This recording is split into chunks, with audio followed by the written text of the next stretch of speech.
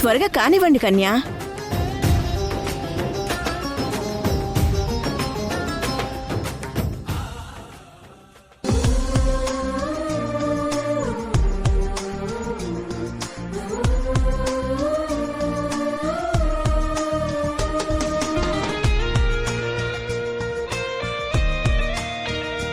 రిషి, ఈ గెటప్ లో నువ్వు అచ్చం చిన్న శివుడిలా ఉన్నావు. Thank you Shashi.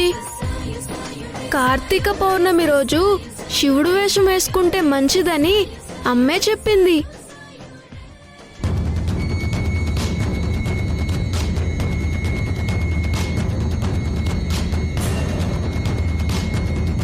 నా విషయంలో ఏదో చేయటానికే సింధు వచ్చింది. ఏం చేస్తుందో ఏంటో టెన్షన్గా ఉంది.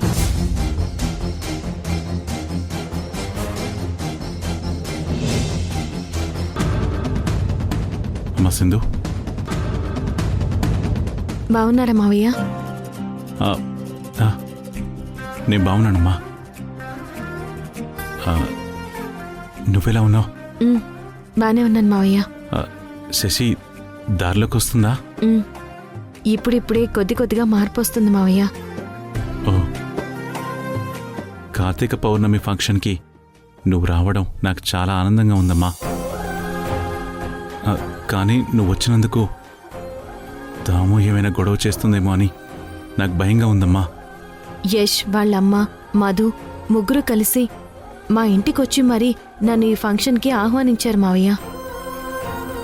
ఏంటి, స్వయంగా వచ్చి మీ అత్తయ్య నిన్ను పిలిచిందా?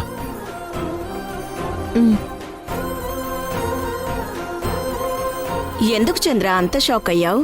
ఏ పిలవకూడదా? ఇంత మంచి బుద్ధి నీకెలా వచ్చింది దాము? అవసరాన్ని బట్టి అప్పుడప్పుడు అలా మారుతూ ఉంటానులే చంద్ర.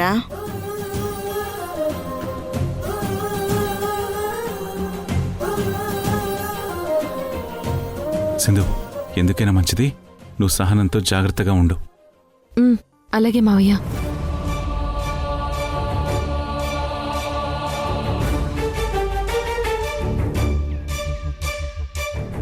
సరే, మీరిక్కడ చూసుకోండి, నేను పైకెళ్ళి కావాల్సినవి తీసుకొస్తాను.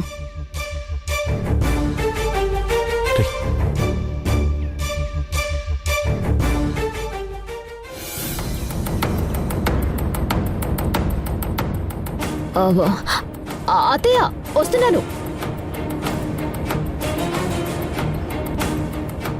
తప్పు చేసావు కాబట్టి భయంతో తప్పించుకుని తిరుగుతున్నావు మధు.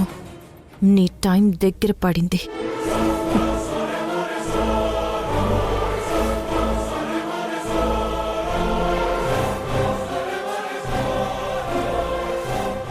దావత్త పిలువగాని ఓ అని ఎగేసుకొని వచ్చేసిండది చూడమే. అవును మరి, ఎప్పుడెప్పుడు ఈ ఇంట్లో తిష్ట వేయాలా అని మనసులో మదన పడిపోతుంది కదమ్మే.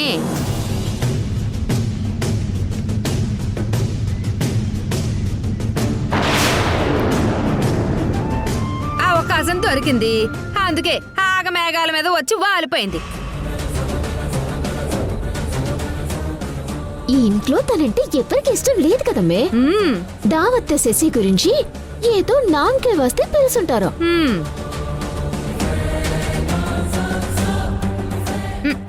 సిగ్గు లేకుండా ఎట్ట వచ్చేసుండదు.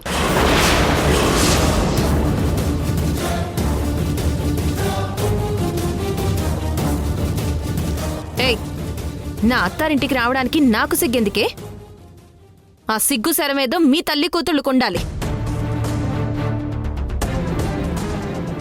ఈ ఇంటితో ఏ సంబంధం లేకపోయినా గబ్బిలాల్లా ఇంటిని పట్టుకుని వేలాడుతున్నారు సిగ్గు లేకుండా. సంబంధం లేకపోవడం ఏంటి?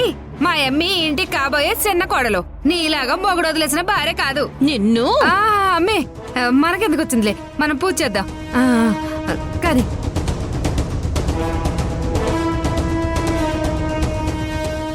మా అమ్మనే బాధపడేలా చేస్తావా? చెప్తా నీ సంగతి.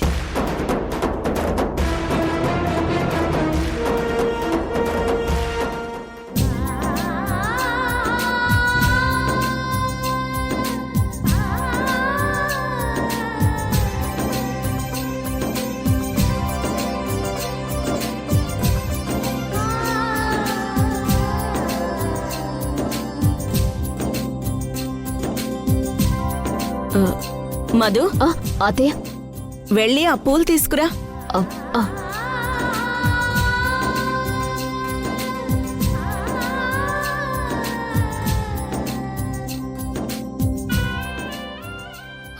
అత్తయ్య, ఇదిగోండి అత్తయ్య. ఇదేంటమ్మా, నేనేం అడిగాను, నువ్వేం తెచ్చావసలా? పూలు అడిగితే ఆకులు తెచ్చావేంటి? అయ్యో, క్షమించండి అత్తయ్య, ఏదో ఆలోచనలో ఉండి చూసుకోలేదు. అసలేమైంది నీకు? నిన్నట్నుంచి గమనిస్తూనే ఉన్నాను. ఎందుకో తెగ కంగారు పడిపోతున్నావు?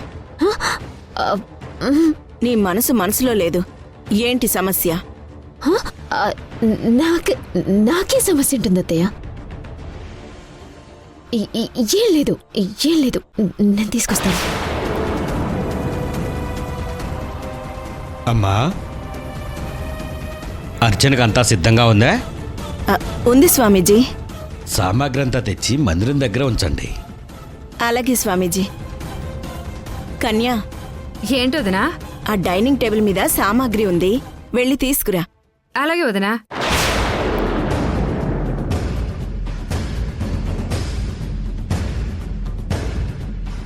ఓం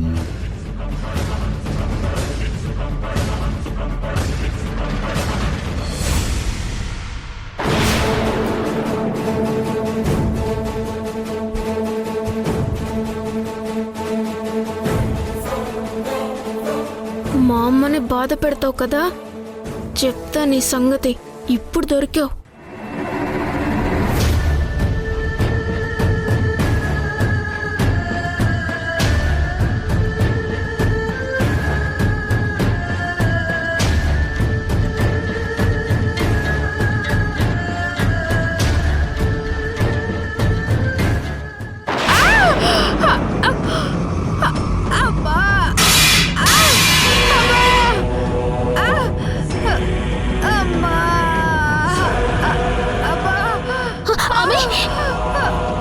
అయ్యో కన్యాకుమారి, అయ్యో అమ్మా, అయ్యో ఏమైంది? కన్యాకుమారి, ఏమైంది? అయ్యో, ఏం జరిగింది? ఏమైంది కన్యాకుమారి?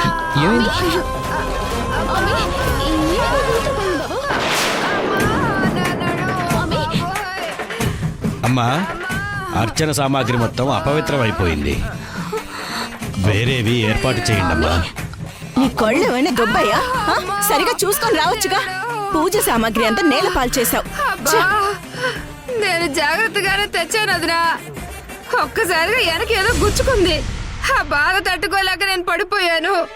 అయ్యో, నీ బొందే నట్టింట్లో ఏం గుచ్చుకుంటుంది అసలా? నువ్వే ఏదో పరధ్యానంలో ఏదో తట్టుకొని పడిపోయి ఉంటావు. ఏ పని సక్రమంగా చేసావు? ఆ దేవుడు. లేకు, లే. లే, ఇక చాలే. నెమ్మదిగా నెమ్మదిగా పద. దేవుడా, అన్నాడు.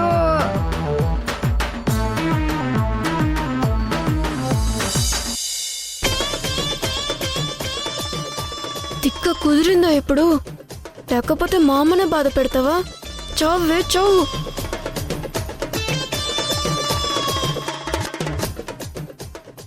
చెప్పేది అందరూ శ్రద్ధగా వినండి.